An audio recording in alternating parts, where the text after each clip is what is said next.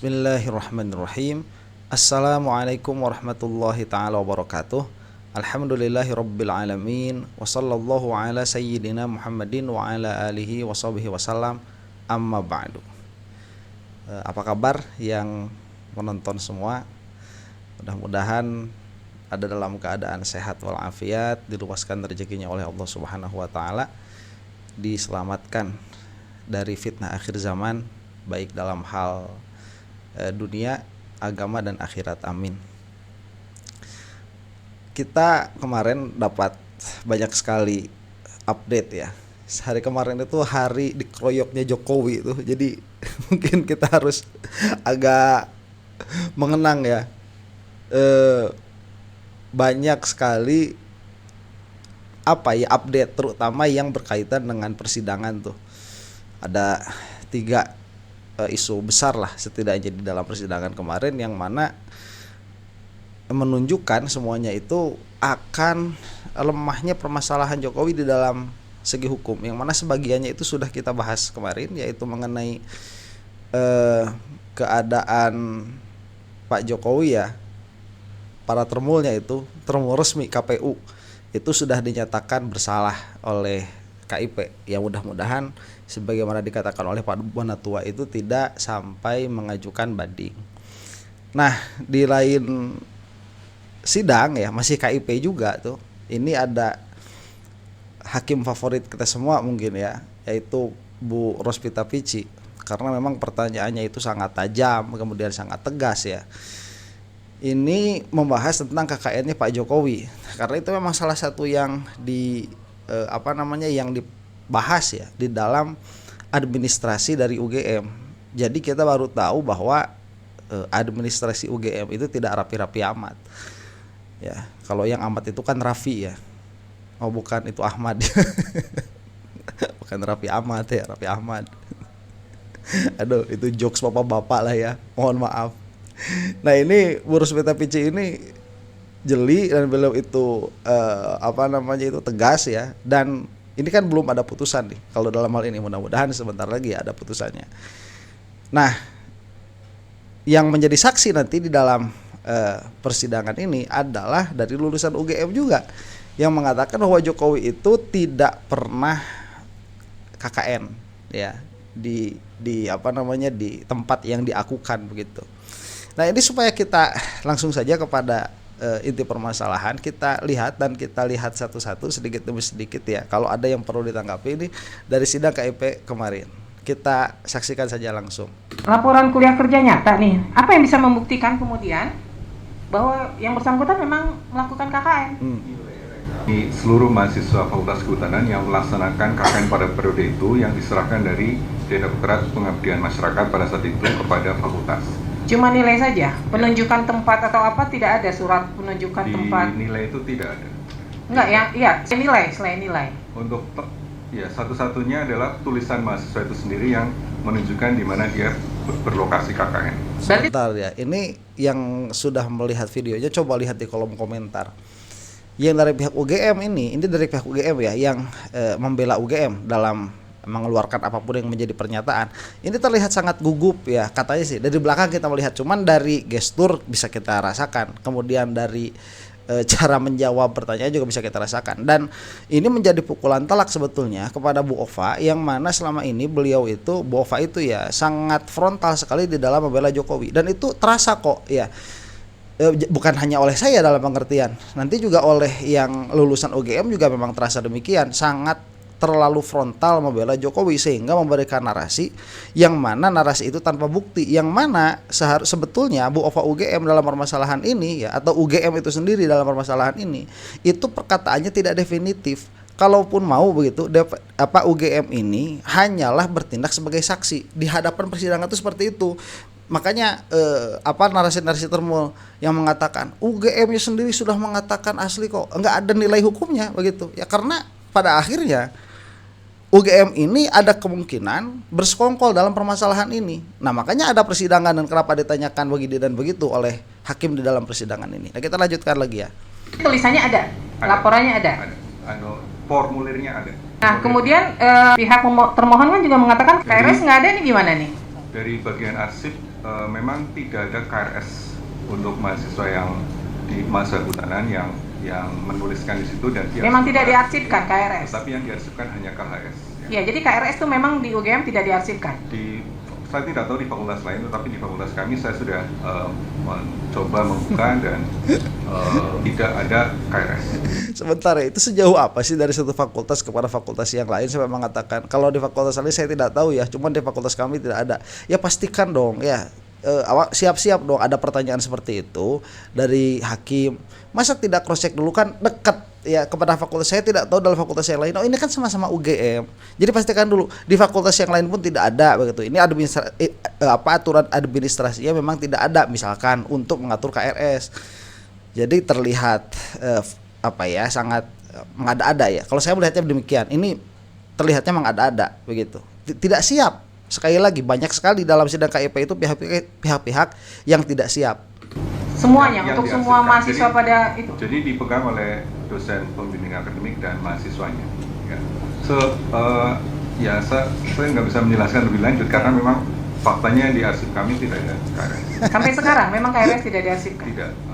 Kalau sekarang kan digital ya, jadi iya. bisa. Apalagi kalau ditanya sampai sekarang, kan bisa nanya sama fakultas yang lain itu KRS ada arsipnya nggak sih, begitu kan bisa ya. Komunikasi antara mahasiswa sama dengan dosen ini ya, dosen khususnya ya, gitu. Gimana? KRS-nya itu hanya antara mahasiswa yang terkait sama dosen yang punya kewenangan untuk memvalidasi persetujuan KRS-nya, gitu ya? Ya, jadi ya. Di fakultas juga nggak ada, karena setahu saya. Sebentar ya, kalau iya ada di antara gurunya berarti ada dong. Ya, ada berarti KRS kalau begitu, cuman tidak di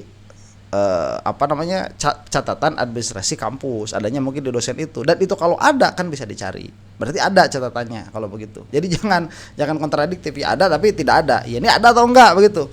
Kalau misalkan ada tapi di dosen ya berarti ada tapi di dosen. Dan itu kan bisa dilacak kalau mau. Kuliah itu satu diserahkan ke fakultas, satu diserahkan ke dosen pembimbing akademik, satu dipegang oleh mahasiswa. Ya, jadi yang kami punya kan arsip yang mahasiswa gitu ya. Jadi memang betul ada yang diserahkan ke akademik, tetapi di akademik tidak dimasukkan dalam arsip.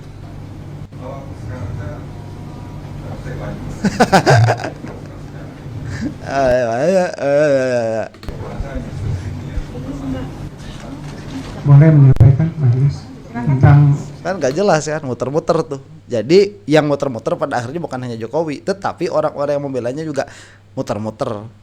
KRS tadi yang meskipun dipegang tadi disampaikan oleh pembimbing akademis, tapi pada saat yang bersangkutan untuk membayar SKS-nya itu tentunya kan juga fakultas akan mengetahui, tentu itu akan disimpan tentunya. Iya, makanya saya bilang harusnya fakultas punya. Iya, itu mestinya begitu.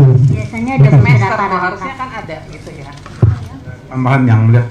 Ya, Sebentar, itu kan terlihat ya. Terlihat nampak begitu, nggak usah jago mantik dan jago untuk melihat konsistensi dari sebuah argumen. Sedikit saja kelihatan untuk orang yang suka terjun di dalam bidang akademik, ya udah tahulah ada kejanggalan di dalam penjelasannya. Jadi bukan permasalahannya bukan ada atau tidaknya, tapi cara menjelaskannya pun muter-muter tuh dari pihak UGM. Nah ini dan yang menarik ya, ada tambahan dari saksi penggugat kalau tidak salah, atau pemohon dalam hal ini bahasanya. Mengenai KKN tadi, bisa disebut nggak desanya di mana? Ya. Jadi sedang menggali terkait dokumen. Karena saya kebetulan alumnus UGM, ya saya dari Visipol, S1 saya satu di Visipol ya. Ada teman Jokowi tahun 1985, lokasi KKN dia sebut, teman saya juga KKN di situ. Senior, dia bilang tidak ada Jokowi di situ. Itu bohong. Ya. Coba ya bahasanya, sangat jelas sekali. Ada teman saya di situ tahun 85 KKN, Jokowi tidak ada di situ. Itu bohong. Jelas begitu. Enggak kayak UGM, ada tapi enggak ada tapi ada begitu ya. Ada di sini, enggak ada di sana, enggak ada di sana, ada di sini. Jelas kalau enggak ada, itu bohong, selesai. Apakah UGM melakukan verifikasi faktual bahwa Jokowi KKN di situ? Saya juga KKN ya, daerah saya di Kulon Progo. Itu kita bisa ingat baik ya. tempat kita tinggal itu siapa kepala desa dan kadusnya itu siapa. Nah Pak, Bapak kan dari UGM ya, sebelum Iya. sama lah ya dengan Ya. termohon ya. Apa yang bisa membuktikan selain nilai kalau KKN itu dilakukan oleh mahasiswa? Itu ada laporan. Ada Kalau ini saya mengacu ke saya ya, Ah. kan biasanya ada surat penunjukan, kita lokasinya di mana. Ya. Gitu. Ada Kalau dosen di UGM? pembimbing kita, dosen penilai, ada foto-foto dokumentasi. Setiap kegiatan itu ada agenda semua, itu semua didokumentasikan, difoto. Pertanyaan kita adalah apakah ada foto-foto itu, ada Jokowi di foto-foto itu, ada agenda apa saja ketika dia KKN itu, dan siapa saja temannya. Karena itu kita tidak pilih sendiri, itu gabung dari berbagai fakultas. Kita tidak bisa tolak, ya siapa saja. Dan apakah UGM ya dari Fakultas Kehutanan itu sudah cross check siapa temannya di waktu KKN itu? Iya, karena kan tidak hanya satu fakultas, itu dicampur ya. Itu ada surat kalau katakan penugasan lah ya, kalau keputusan itu ada kan. Yang mana kalau secara administrasi seharusnya itu UGM punya. Lah kebiasaannya UGM itu ngomong aja dulu narasi, di belakangnya nggak ada backup data, itu kebiasaan. Dan itu seolah-olah mereka itu yakin sekali begitu, seolah-olah Bu Ova UGM itu kalau Bu Ova yang ngomong itu seolah-olah beliau itu yang ngutus Jokowi KKN dulu. Padahal kan kita tidak bisa menerima begitu saja. Yang pertama, yang kedua, saya sendiri juga mendamping pemohon di sini prinsipal. Karena saya tertarik, saya tidak ingin UGM ini jadi buruk. Saya menilai UGM ini untuk menutupi Undang-Undang Keterbukaan Informasi Publik sudah jelas, langsung didalihkan di Undang-Undang Data Pribadi. Ya sudah jelas di sana. Tapi itu hak UGM sudah melakukan uji konvensi, silakan. Tapi saya sebagai alumnus UGM mengatakan bahwa UGM itu saya menduga keras melindungi kasus ini. Ya, sebentar ya. Itu dugaan UGM melindungi kasus ini itu nampak, dan KPU pun demikian juga nampak. Cuman kalau KPU kemarin sudah dinyatakan bersalah. Mudah-mudahan UGM juga menyusul nih di dalam keadaan dia itu bersalah karena sama kelakuannya ini. Ya, jadi selama ini yang kita sangkakan begitu bahwa ini termul itu termul, misalkan ya kepolisian termul tuh. Polda Metro Jaya kalau tidak kepolisian secara umum begitu ya. Kemudian KPU termul, UGM juga termul. Ini kan mulai nampak tuh. Yang satu sudah terbukti itu. Sudah terbukti. Jadi melakukan di luar kewenangan di dalam menutup-nutupi apa yang dipinta oleh publik mengenai ijazahnya Jokowi. Itu sudah terbukti itu. Secara hukum di dalam persidangan. Itu aja kenapa kita juga ngotot. Bukan kita mau menjelekkan UGM, justru saya sendiri sebagai alumnus UGM, saya tersinggung kalau UGM itu selalu dikoyok, dibully-bully ya. Karena sampai sekarang UGM menurut kita ya, dan menurut prinsipal yang kami dampingi, itu memang tidak terbuka. Ya. Itu aja. Mungkin perlu dijawab juga yang penting tadi itu soal KKN. Apakah melakukan verifikasi faktual? Ada nggak data-datanya? Kalau saya sendiri punya foto-fotonya waktu KKN. Oke. Ya kita semua punya bukunya juga. Saya Edi Hardum. Pak Edi. Oke, sebentar ya. Sebetulnya kita tidak menuntut data sedetail itu. Ada fotonya segala macam. Ya lama juga 1985 ya. Dan nggak ada yang tahu juga Jokowi bakal jadi presiden saat itu. Sehingga kalau ada fotonya disimpan terus begitu ya. Nggak tahu juga kita. Cuman kalau tidak ada jejaknya sama sekali, ini kan yang menjadi repot pada akhirnya.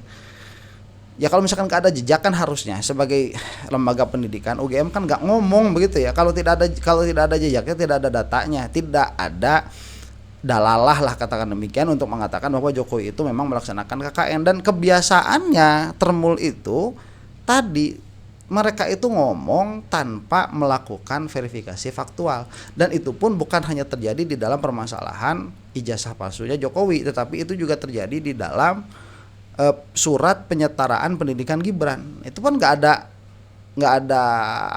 uji faktualnya nggak ada.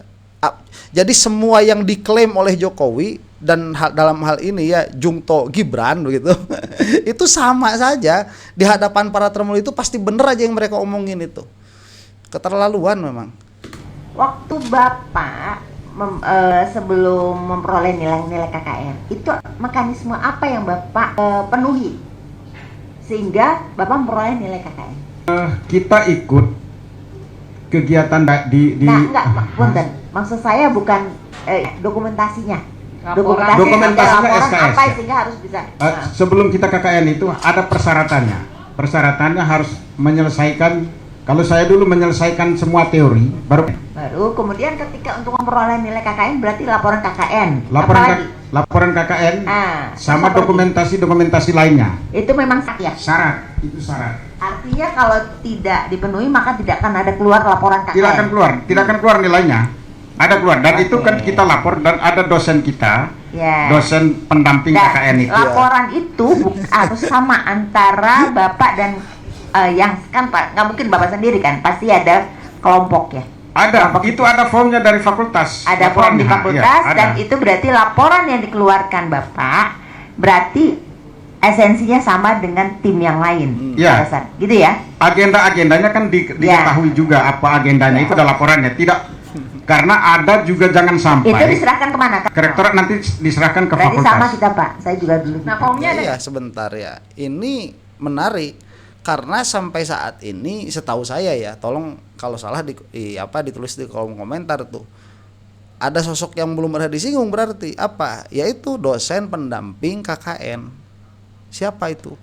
Ya dan itu kan intens ya kalau yang pernah KKN itu kan tahu intens tuh kita berhadapan, malah ada yang galak-galaknya juga itu.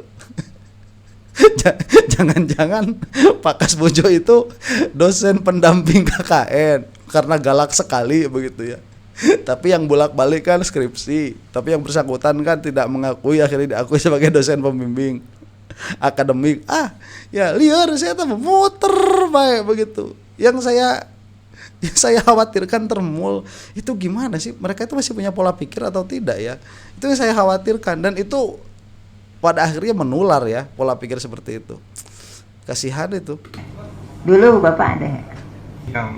Yang ada di kami itu sebenarnya kan gini, mahasiswa selain menyusun misalnya laporan KKN itu juga laporan penelitian. Jadi Ya. kalau dikejar ke laporan penelitian, kita juga tidak mengarsipkan. Artinya laporan-laporan itu memang tidak disimpan di bagian akademik gitu.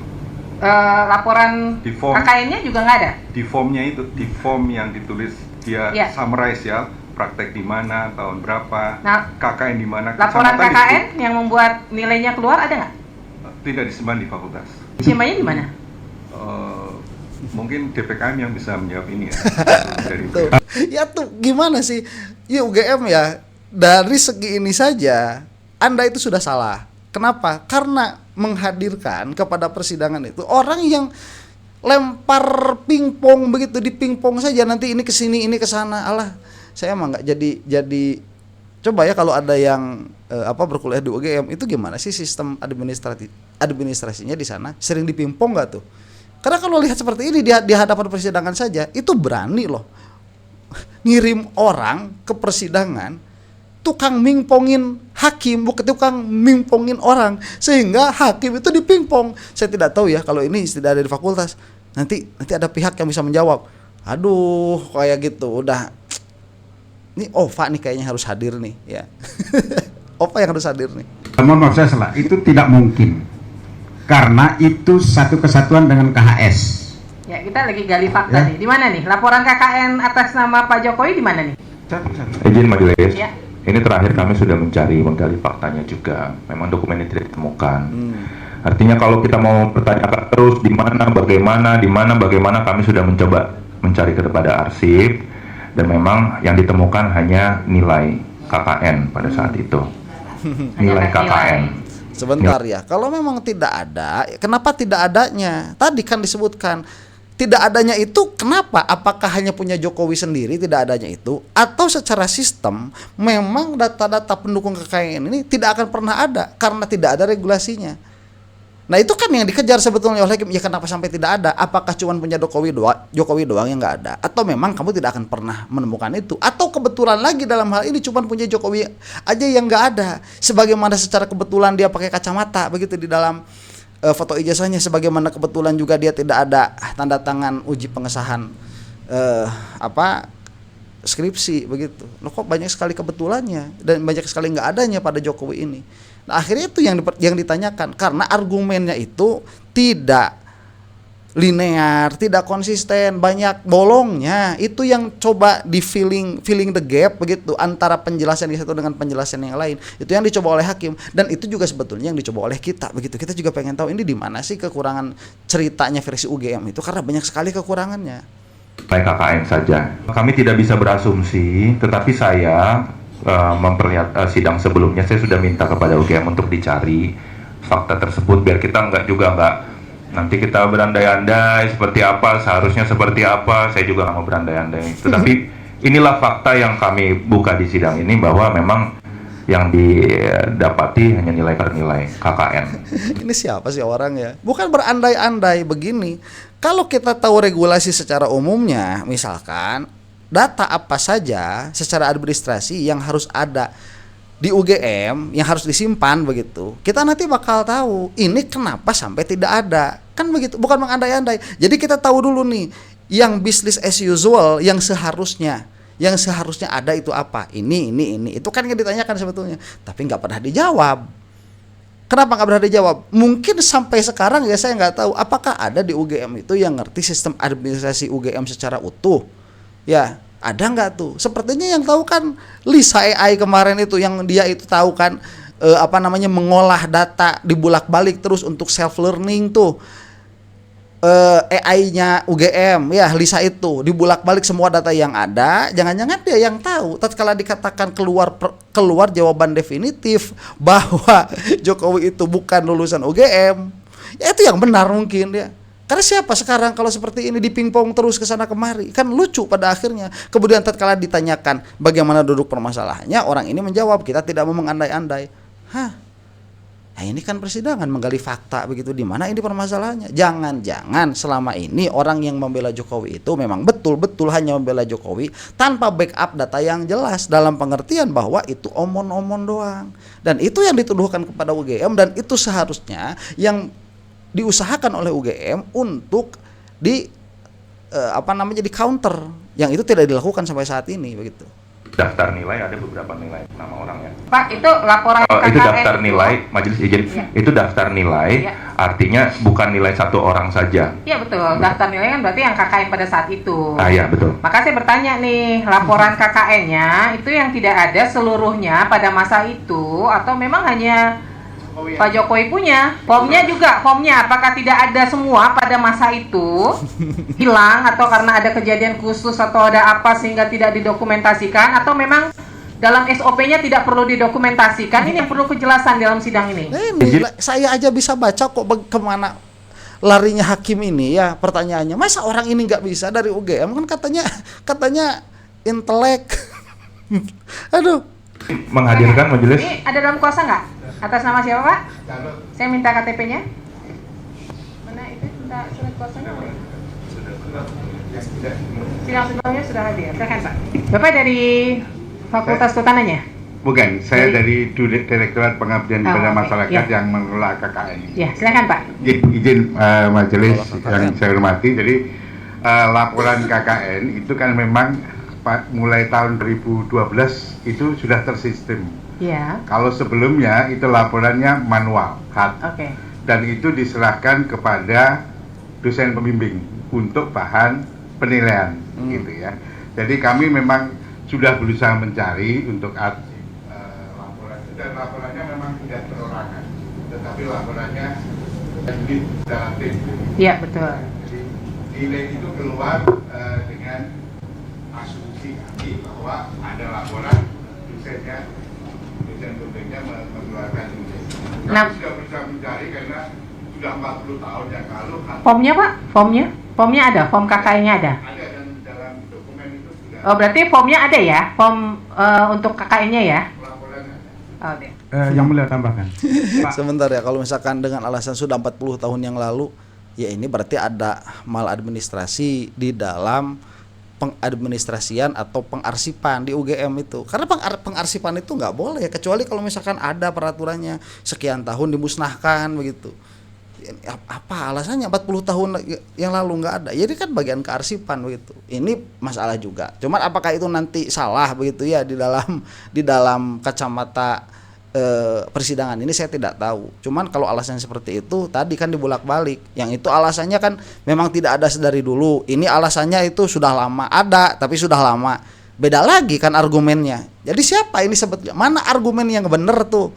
Yang bisa menjadi backup datanya Jokowi dalam hal KKN itu tidak ada. Mana suara bulatnya UGM itu mana?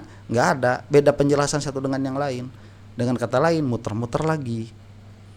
Itu kalau ada, mohon maaf Pak, kalau ada KHS-nya, itu di KHS itu kan keluar nilainya, ya kan? KKN itu kan 2 SKS Pak, ya kan? Kalau tidak ada nilai itu tidak mungkin dia lulus juga, karena itu salah satu persyaratan. Itu wajib itu di UGM itu, karena dia yang mencetuskan KKN, itu wajib, walaupun hanya 2 SKS, tapi itu mata kuliah wajib Pak. Nah, kalau misalnya KHS-nya UGM simpan, itu pasti ada nilai Joko Widodo di situ KKN-nya. Dan juga ada jelasnya di mana itu KKN-nya, Pak. Ayo. Nggak bisa ngelak, nggak bisa nilai ngelak. KKN-nya ada, Pak. Bukan nggak ada. Daftar Tadi nilainya udah ada. kami jawab. Yang tidak ada laporan KKN-nya ya. Pak, memang pada saat itu semuanya nggak ada laporannya. Pada masa itu, pada tahun itu.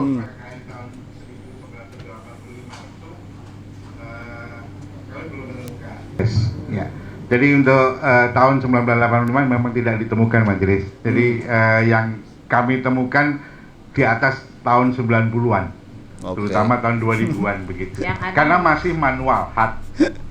Yang ada di atas tahun 90-an ya? Iya, tahun 90-an, tahun 2000-an itu masih bisa. Pak, kenapa bisa nggak ditemukan? Sebentar, itu yang saya katakan tadi. Ini hakim mencoba untuk memahami secara utuh.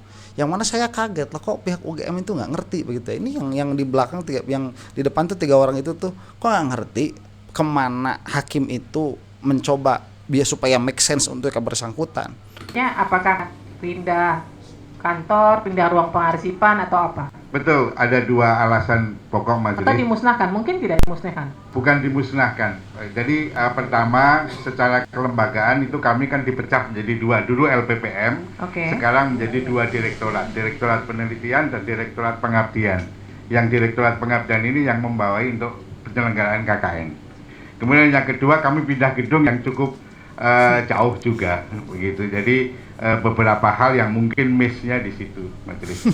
Tapi ya itu kan nggak, apakah itu bisa menjadi pembenaran begitu? Nggak bisa lah, sekarang kayak gini itu kan informasi publik ya, yang mana seharusnya bisa diakses begitu. Kalau jadi pejabat negara, sekarang kan jadi nggak bisa. Kelalaian tuh dari UGM dalam hal ini karena tidak adanya data pendukung atas KKN Jokowi itu terjadi bukan karena regulasi. Kalau misalkan ada regulasinya masih mending, sebagaimana argumen yang dikeluarkan sama KPU Surakarta begitu ya. Ini kan sudah kami musnahkan berdasarkan peraturan meskipun ngaco juga tuh landasan undang-undangnya kan tidak ada juga. Tapi itu lebih argumentatif daripada perkataan seperti ini. Itu kan pindah kantor ya, jangan-jangan tercecer begitu atau dijadikan bungkus bala-bala ya di Sunda itu. Tahu-tahu pas lagi makan bala-bala ada di situ nilai Jokowi. Entah pusing ya. Tapi nggak pusing sih sebetulnya, menunjukkan ya itu tadi ya, memalukan sebetulnya sebagaimana yang dikatakan oleh Bapak alumni UGM tadi. Demikian dulu ya, mudah-mudahan kita semua ada dalam maghfirah Allah Subhanahu wa taala. Mudah-mudahan sudah kiranya Anda untuk sekedar like dan komen, atau yang belum subscribe mudah-mudahan mau untuk subscribe. Wallahu taala a'lam bishawab. Assalamualaikum warahmatullahi taala wabarakatuh.